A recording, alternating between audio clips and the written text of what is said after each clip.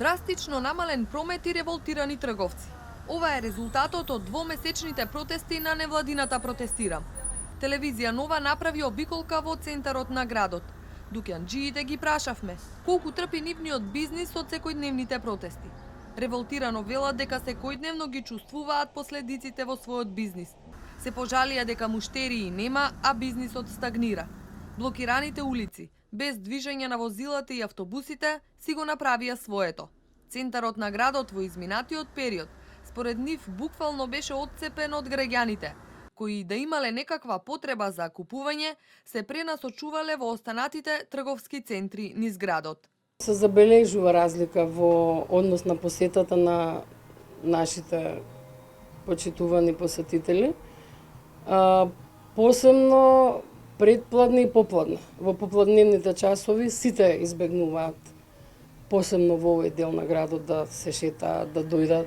Сите се жалат, значи тоа не е појава што е само со овој дуќан, соседите да речем имаат уште една трафика која што е некаде кај Зелено пазарче и баш девојчето што работи таму кажа, вика не може да се спореди, вика, работата во ова дуќанче, посебно сега во овој период, и со тоа што е малку подолу. Се добро, тоа е и локацијата, знаете, меѓутоа се забележува разлика. Сите ја забележува.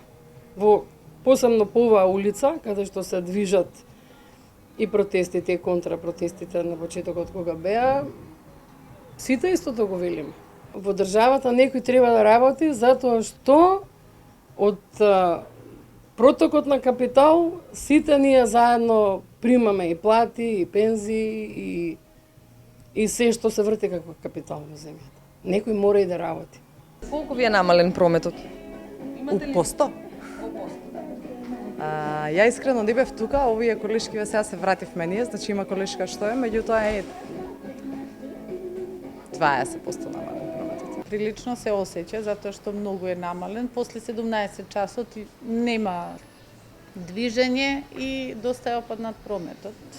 Тоа може да се прашаат и газдите и самите ние може сме сведоци на тоа. Поради ваквата состојба дел од дуќаните велат дека во попладневните часови ставале клуч на врата. Оние пак кои останале да работат, работеле залудно. Трговците имаат различни проценки за намалување на прометот. Некои калкулираат дека им е опаднат за 50%, други дека имаат намалување на дури 70%. Ова не се единствените штети од протестите во изминатиот период. Македонските граѓани само во април месец изгубиле дури 4 милиони евра како резултат на повлекувањето на орочените депозити од банките и претварањето на денарските во девизните депозити.